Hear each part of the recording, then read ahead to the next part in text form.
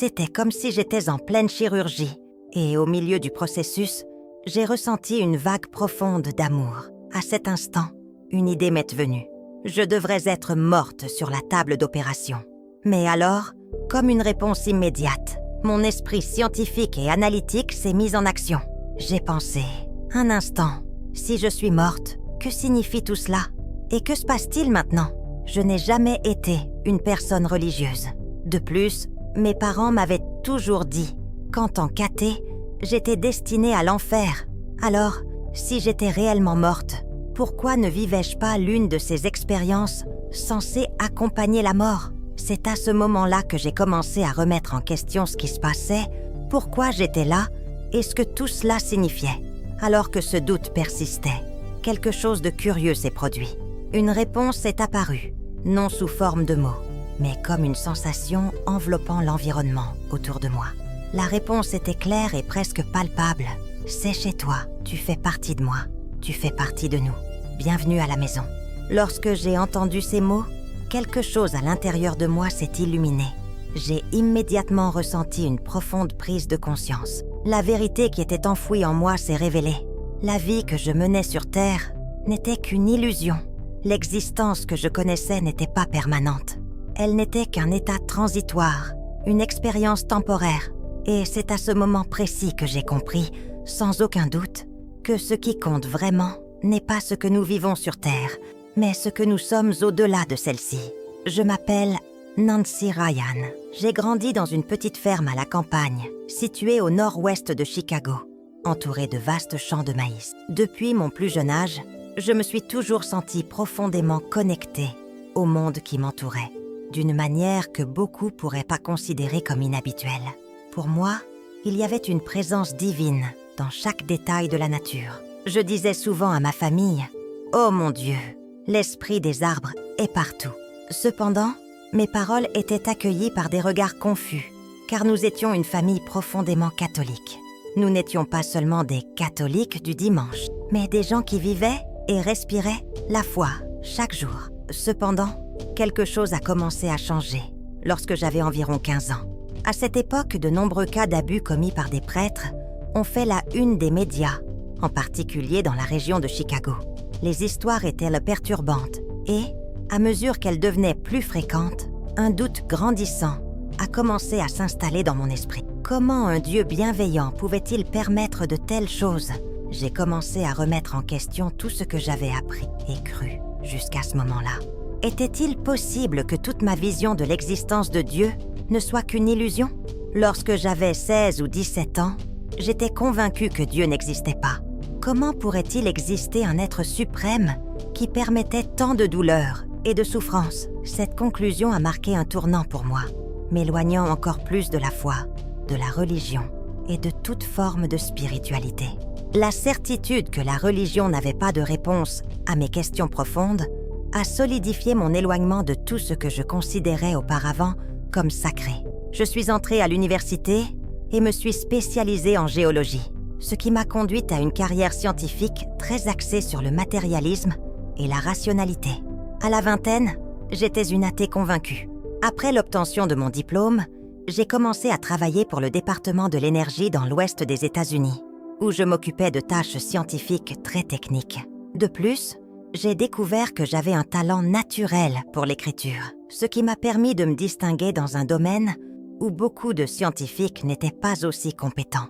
J'ai fini par éditer des articles et des livres pour d'autres scientifiques, ce qui est devenu la majeure partie de mon travail tout au long de ma carrière. À 46 ans, après avoir déménagé à Boulder, Colorado, j'ai commencé à me sentir mal à l'aise avec la vie que je menais. Certaines choses ne s'étaient pas passées comme je l'avais prévu. Mon mariage était terminé et je me suis retrouvée dans une période de profonde réflexion sur l'avenir. J'ai commencé à penser qu'il était peut-être temps de chercher un nouveau chemin, un nouveau travail, ailleurs, peut-être à Denver ou dans un endroit différent. Pendant la période entre Noël et le Nouvel An, j'ai pris 1 semaine de congé du travail. J'ai décidé de passer ce temps de manière simple. Faire une balade à vélo en ville, emprunter quelques livres à la bibliothèque et m'occuper de quelques tâches. Lorsque j'ai décidé de suivre un sentier, quelque chose de bizarre s'est produit. Je suis entrée dans un rond-point où la piste cyclable sur laquelle j'étais a disparu complètement et la route s'est considérablement rétrécie.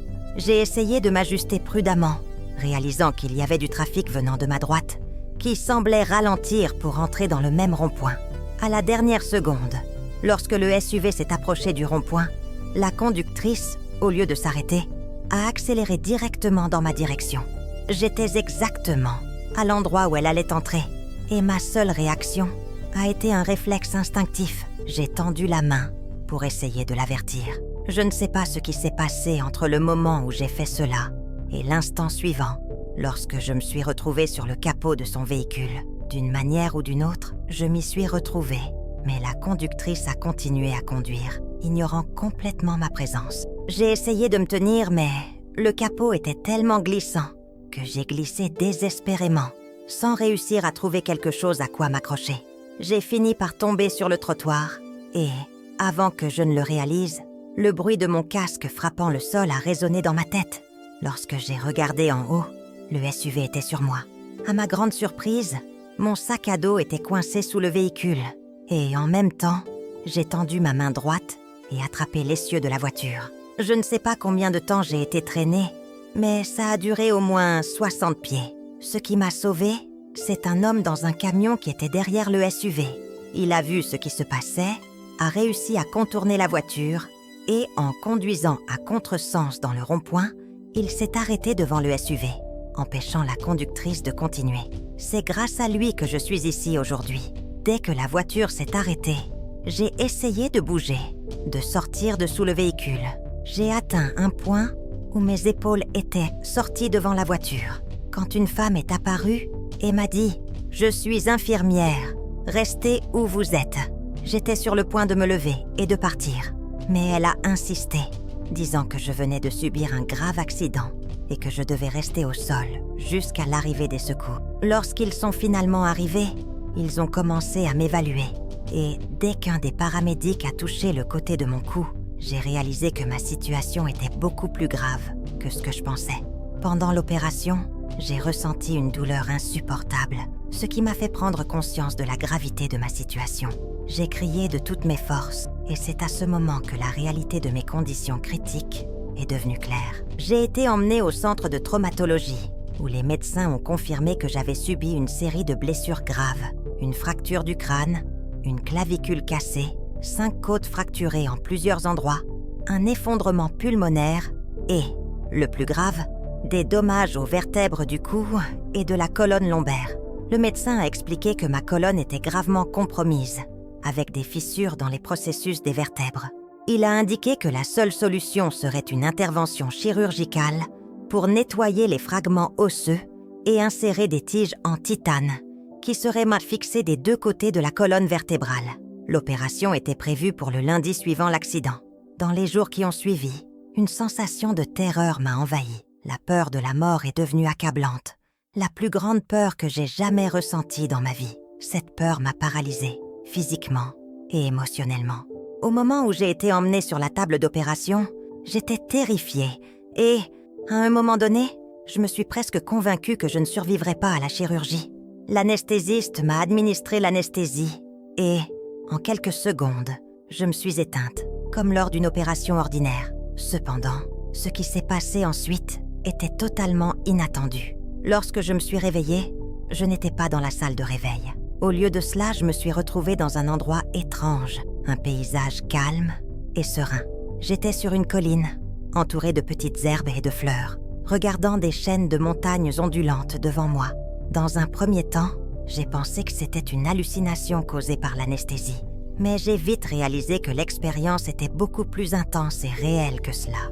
Le sentiment de paix qui m'enveloppait était indescriptible, comme la chaleur douce d'un feu chaleureux, m'enveloppant d'une sensation d'acceptation et d'amour inconditionnel. C'est à ce moment-là que j'ai compris que quelque chose n'allait pas. Et soudain, l'idée que j'étais morte m'a traversé l'esprit. Pendant que j'étais dans cet état, j'ai commencé à me demander si, en fait, j'étais morte sur la table d'opération. Mon esprit scientifique, qui avait toujours été si logique et rationnel, s'est immédiatement manifesté. Attendez une minute. Si je suis morte, qu'est-ce que tout cela signifie? D'abord, Je n'ai jamais cru en rien. Et ensuite, mes parents m'ont toujours dit que, étant athée, j'irais en enfer. Et, sincèrement, je ne vivais rien qui ressemblait à cela. C'est là que je me suis sentie complètement perdue, me demandant ce qui se passait et pourquoi j'étais là. Soudain, une réponse est apparue, non pas sous forme de pensée, mais quelque chose de plus profond, venant de toute l'atmosphère autour de moi. La réponse était claire et directe. C'est chez toi. Tu fais partie de moi. Tu fais partie de nous. Bienvenue à la maison. Lorsque j'ai entendu ces mots, une vague de compréhension m'a envahie. C'était comme si tout, soudainement, avait du sens. Et je savais, sans aucun doute, que la vie sur Terre n'était qu'une illusion, un état temporaire, et que cet endroit, là, était la réalité. C'est à ce moment qu'une silhouette a commencé à se matérialiser devant moi, dans une brume légère. Elle était très éthérée, comme une présence humaine vague. Et bien que je puisse voir la forme de ses cheveux longs, son visage restait indéfini. Mais je savais que ce n'était pas à propos d'elle. C'était ce que j'avais besoin d'apprendre. La silhouette m'a parlé en disant « Il est temps pour toi d'apprendre ce que tu dois apprendre pour revenir et faire de ta vie une vie qui vaille la peine d'être vécue. » J'ai été surprise et confuse, répondant presque désespérée. « Mais je ne veux pas retourner là-bas. Je ne veux pas retourner à cet endroit. » Elle a répondu calmement. « Tu as déjà accepté de revenir. Tu l'as fait avant de naître, avant de venir dans cette vie. » Moi, toujours sceptique, j'ai continué à remettre en question l'idée, en disant que je ne me souvenais pas avoir fait un tel accord.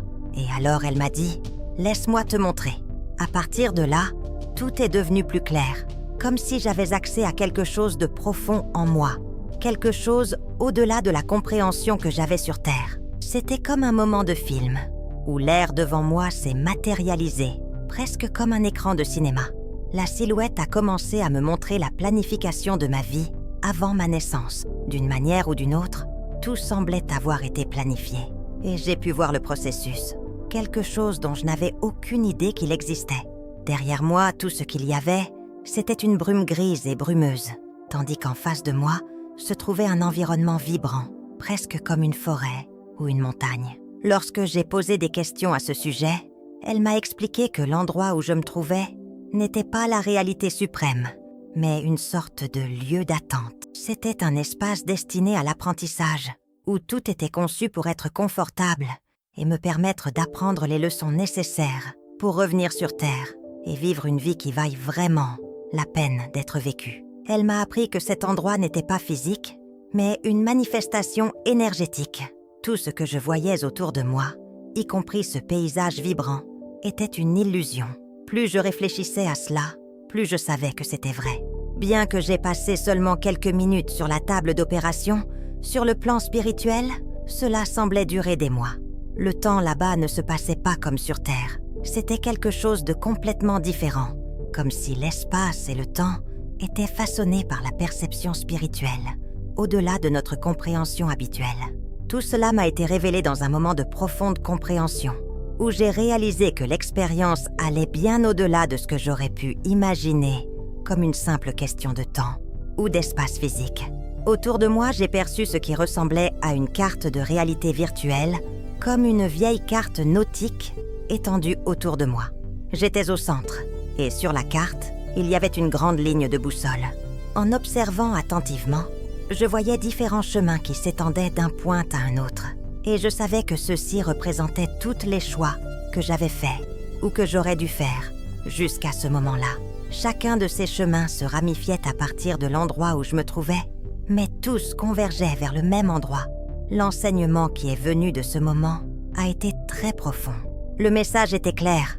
Dans la vie, nous pouvons suivre de nombreux chemins, et tous nous mènent, d'une manière ou d'une autre, au même destin. Il n'y a pas de chemin unique et correct. Cela a été une révélation pour moi.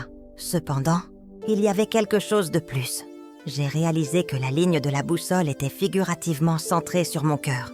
Le véritable apprentissage ici était que nous ne devons pas utiliser uniquement la raison pour prendre des décisions, mais aussi notre intuition, cette connaissance intérieure. La leçon était d'équilibrer les deux, permettant aux décisions de provenir d'un endroit plus holistique, et non seulement d'une analyse rationnelle. Jusqu'à ce point de ma vie, j'avais complètement ignoré l'intuition, ne privilégiant que la pensée logique. Cette expérience m'a montré que la véritable sagesse vient de l'équilibre entre ces deux aspects. Et, à partir de là, quelque chose de encore plus profond s'est produit. J'ai vécu ce que beaucoup appellent une révision de vie, où le temps semblait se dilater, me permettant de comprendre le sens profond de ces leçons.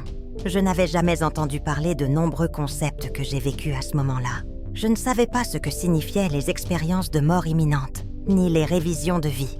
Tout cela était complètement nouveau pour moi. Alors, cette silhouette qui était avec moi m'a emmenée dans une vallée montagneuse, où il y avait un lac cristallin, entouré de montagnes. Elle m'a dit « Maintenant, je veux que tu t'agenouilles, près du lac, et que tu touches simplement la surface de l'eau. » J'ai fait ce qu'elle a demandé. Je me suis agenouillée et j'ai délicatement touché l'eau, observant les ondulations qui se formaient à la surface. C'est alors que quelque chose de magique s'est produit. J'ai remarqué qu'au sommet de ces petites ondulations apparaissaient comme des poches, de petites images flottantes qui ressemblaient à des vidéos. Mais c'était plus que de simples images. Elles semblaient être des moments spécifiques de ma vie, des moments que j'avais vécus physiquement. Cependant, en me concentrant sur l'un de ces moments, ce n'était pas comme si je me contentais de regarder la scène. J'étais de retour à ce moment, le revivant à nouveau, mais maintenant, avec une perspective élargie. Je ressentais ce que les autres personnes impliquées dans ce moment ressentaient aussi. C'était comme si je pouvais absorber complètement leurs émotions, comme si tout faisait partie de moi. Cela m'a profondément frappée, surtout parce qu'il y a eu des moments où j'ai réalisé qu'à un moment donné de ma vie, j'avais aidé quelqu'un ou dit quelque chose de gentil. Et en revivant ces moments, j'ai pu ressentir la véritable joie des personnes. J'ai ressenti leur esprit, pour ainsi dire. J'ai pris conscience de l'impact profond que quelque chose d'aussi simple qu'un geste de bonté ou un mot gentil pouvait avoir sur la vie de quelqu'un. Ce moment m'a profondément touchée, me montrant la véritable profondeur de la connexion humaine et le pouvoir des actions et des paroles. J'ai également pu voir les effets à long terme de ces actions, ce qui m'a profondément surprise. Lorsque je disais quelque chose de positif et d'encourageant à quelqu'un, je voyais comment cela avait un impact en chaîne. Les gens devenaient plus positifs et généreux avec les autres, et cela se répandait. L'enseignement que j'ai reçu était clair. Nos actions n'affectent pas seulement les gens physiquement, mais aussi énergétiquement et spirituellement. Chaque interaction que nous avons, qu'elle soit verbale ou non, laisse une marque. Peu importe sa taille ou sa subtilité, tout ce que nous faisons a un impact. Cela m'a appris à être plus consciente de la manière dont mes paroles et mes actions affectent les autres, à prêter plus d'attention à l'impact que je crée autour de moi. Cependant, cet apprentissage a également inclus des moments où mes actions n'étaient pas aussi positives. Je me souviens d'une fois, quand j'étais adolescente, où je me suis disputée avec ma sœur cadette. Nous nous disputions beaucoup, comme chien et chat, et parfois les choses devenaient incontrôlables. Il y a eu une fois quand j'avais environ 17 ans, et elle 14, où j'ai dit quelque chose de cruel à son sujet. À ce moment-là, je n'y ai pas vraiment réfléchi. C'était juste une manière de l'éloigner, parce que j'étais fatiguée de la dispute. Elle n'a pas réagi de manière visible. Elle s'est juste éloignée. Cependant, en y réfléchissant plus tard, j'ai ressenti la douleur que je lui avais causée. Cela m'a profondément marquée. L'impact que nos paroles peuvent avoir sur une autre personne, surtout quand nous ne pensons pas aux conséquences, est une leçon que je porte avec moi jusqu'à aujourd'hui. C'était l'un des plus grands moments d'apprentissage pour moi. Et si je pouvais transmettre une seule leçon aux gens, ce serait celle-ci. Comprendre viscéralement l'impact que nos paroles et nos actions ont sur les autres. La douleur que j'ai causée à ma sœur est restée avec moi longtemps, et ce moment m'a éveillée à la nécessité d'être plus précautionneuse dans mes interactions avec les autres. Depuis lors, je suis beaucoup plus consciente de la façon dont je communique, de la façon dont j'interagis, car j'ai réalisé que chaque mot a le pouvoir d'affecter profondément une autre personne. Cela a été un grand moment. Ah ah ah! Et depuis que je suis revenue de cette expérience, cette leçon m'accompagne chaque jour. Elle m'aide à mieux formuler mes interactions et à avoir plus d'empathie au quotidien. Je suis beaucoup plus attentive maintenant, préoccupée et précautionneuse avec ce que je dis et comment je traite les autres. Cette réflexion est devenue une constante dans ma vie. Un moment alors que je regardais le ciel. Le paysage semblait presque surréaliste. C'était comme si je regardais des nuages. Et pendant un instant, je me suis sentie comme lorsque nous étions enfants, regardant le ciel et essayant de trouver des formes dans les nuages. Quelque chose de simple, mais plein de signification. Nous sommes restés là un moment, puis elle se leva et me dit qu'il était temps pour moi de partir. Cela ne me réjouit pas du tout. J'étais convaincue d'avoir réussi un genre de test et que je devais rester là. Dans mon esprit, je pensais même à un moyen de rester, de tourner autour d'elle, comme si je pouvais continuer mon voyage jusqu'à ce que je trouve ma véritable destination. Je me disais, si je fais un mouvement suffisamment fort, peut-être qu'ils me laisseront rester. Je commençais à me sentir émue, puis elle posa ses mains sur mon épaule, qui était encore douloureuse, avec les côtes et le sternum fracturé. Ce geste semblait une sorte d'adieu, et, d'un mouvement serein, elle me renvoya. Soudain, je me réveillais dans la salle de réveil. Je criais, et le choc de revenir à la réalité fut immense. J'étais furieuse d'être de retour. L'infirmière, surprise par ma réaction, recula d'un coup. Je continuais à crier, demandant « Où est-elle ? Où est-elle ? Je ne veux pas être ici. Est-ce que je peux revenir ? Est-ce que je peux revenir ?» Il pensait que je faisais une sorte de crise psychotique. L'anesthésiste arriva rapidement, essayant de me calmer. Mais je persistais en disant « S'il vous plaît, envoyez-la me rejoindre. Je dois la voir. Ramenez-la. » Ils ne savaient pas de qui je parlais, alors ils envoyèrent chercher mon amie qui était dans la salle d'attente. Lorsqu'elle arriva, je ressentis un certain soulagement. Mais je réalisais alors que la personne que je cherchais n'était pas elle. Je voulais simplement revenir à cet endroit, là où tout avait du sens, où tout était clair. Je ne voulais pas voir mon amie. Je voulais voir la femme qui avait été avec moi pendant la chirurgie. Mais ils ne comprenaient même pas. Je savais qu'ils étaient confus, et c'est alors que ma pensée rationnelle est entrée en action. Je me suis souvenue de tout ce qui s'était passé, mais j'ai pensé « Tais-toi, ils ne comprennent pas. Ils ne comprennent pas ce que tu as vécu. » Alors j'ai arrêté de parler. J'étais à l'hôpital luthérien, et le lendemain matin, un des aumôniers est entré dans la chambre. Elle a mis sa tête par la porte, et, en me voyant éveillée, a dit « Oh, grâce à Dieu, tu es là. » Je l'ai immédiatement reconnue. Nous avons parlé de ce qui s'était passé, et elle a été incroyable. Elle a eu une réaction tellement positive, accueillante et compréhensive que si elle n'avait pas été ainsi, je n'aurais peut-être jamais parlé à personne. Elle a expliqué que ce que j'avais vécu était une expérience de presque mort. Je me suis dit « Qu'est-ce que c'est ?» Et elle m'a répondu que parfois, des personnes meurent, puis reviennent, et ont ces expériences. C'était la première fois que j'entendais parler de l'expérience de presque mort. Elle m'a aidée à comprendre que je n'étais pas folle, que c'était une expérience réelle. Elle m'a dit de commencer à réfléchir à ce que tout cela signifiait pour moi. Et là, à cet instant, j'ai compris que cette expérience avait le potentiel de changer complètement ma vie, d'une manière que je n'avais jamais envisagée. C'était comme si je devais faire un choix. Je pouvais redevenir la personne que j'étais. Avant, je pouvais complètement nier tout ce que j'avais vécu, rejeter l'expérience et essayer de revenir à ce que les choses étaient avant. Cela semblait d'une certaine manière sûr, car c'était prévisible. C'était un chemin que je connaissais, même si je ne l'aimais pas. Mais d'un autre côté, l'autre chemin était inconnu. Je savais que si j'embrassais ce que j'avais appris, je n'avais aucune idée de l'endroit où cela me mènerait. Mais j'avais peur des conséquences. J'avais peur de l'impact que cela aurait sur ma carrière. J'étais encore dans le domaine des sciences, et je pensais, je vais probablement ne jamais trouver de travail. Les gens vont me prendre pour une folle. Ils ne voudront pas m'embaucher. La peur de suivre ce nouveau chemin était immense. Cependant, 2 semaines plus tard, lorsque je suis rentrée chez moi après l'hôpital, j'ai réalisé que je ne pouvais pas revenir en arrière. Je devais essayer ce nouveau chemin. Je ne savais pas où il me mènerait, mais j'ai décidé de voir ce qui allait se passer.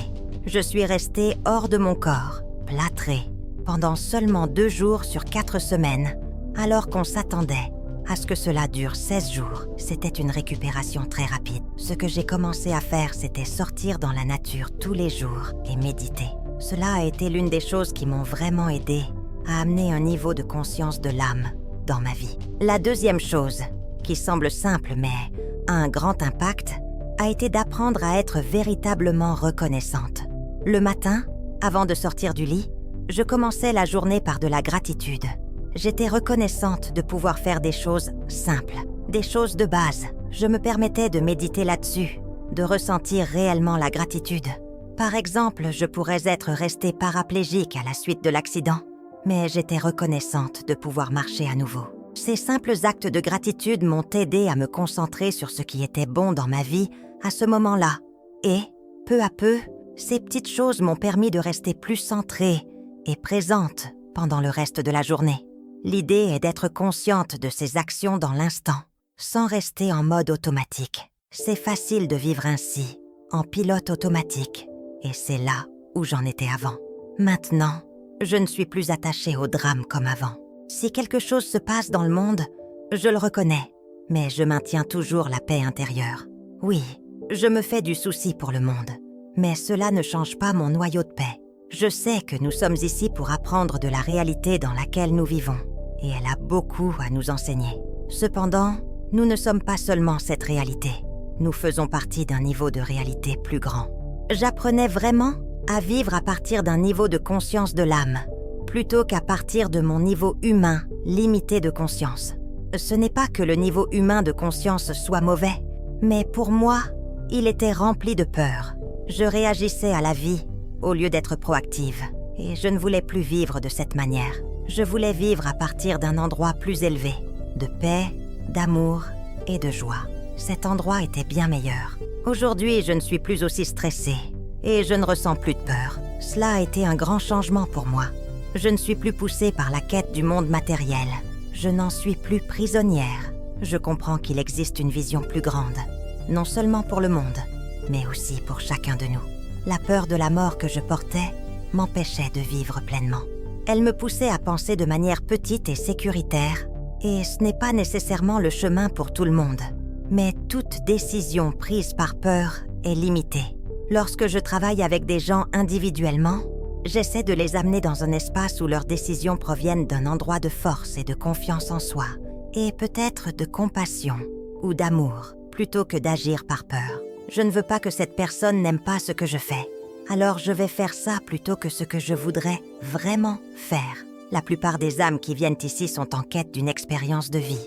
Et, de manière assez drôle, mon professeur appelle cela une expérience de presque-vie, car beaucoup d'entre nous viennent ici pour expérimenter des choses que nous ne pouvons pas vivre ailleurs, des choses qui seraient très difficiles à expérimenter autrement. Par exemple, avoir un enfant. On ne donne pas naissance lorsqu'on est dans le ciel. Beaucoup de gens viennent ici pour vivre l'acte de fonder une famille, car cette réalité physique est comme un creuset, un endroit concentré où l'on peut apprendre de nombreuses choses différentes en peu de temps. Le véritable défi est donc de choisir ce que l'on veut apprendre pendant que l'on est ici. Pour toutes ces raisons et objectifs différents que les gens ont, il y a un noyau, et ce noyau est d'apprendre à être ici, dans cet environnement, tout en vivant à partir d'un lieu d'amour et de compassion. Pas seulement pour votre famille immédiate, mais pour tous les autres. C'est le but central que nous partageons tous. Je tiens à vous remercier profondément de m'avoir accompagné jusqu'ici dans ce voyage de transformation. Chaque expérience, chaque apprentissage et même les moments de douleur ont contribué à la personne que je suis aujourd'hui. Souvenez-vous, nous sommes tous ici pour apprendre, grandir et vivre avec un but. La vie est précieuse et ce qui importe vraiment, c'est de vivre avec amour, compassion et une pleine conscience de l'impact que nous avons sur le monde et sur les personnes qui nous entourent. Si vous avez été touché par ce message, ou si vous avez trouvé un éclairage qui résonne avec votre propre parcours, j'aimerais que vous partagiez cette vidéo avec ceux qui pourraient en avoir besoin. Et bien sûr, si vous ne vous êtes pas encore abonné à la chaîne, abonnez-vous maintenant pour plus de contenu comme celui-ci. N'oubliez pas d'activer la cloche pour être notifié chaque fois que de nouvelles vidéos seront publiées. Continuons ce voyage ensemble. À la prochaine vidéo, où nous explorerons davantage comment vivre avec un but et une passion. Avec gratitude. À bientôt.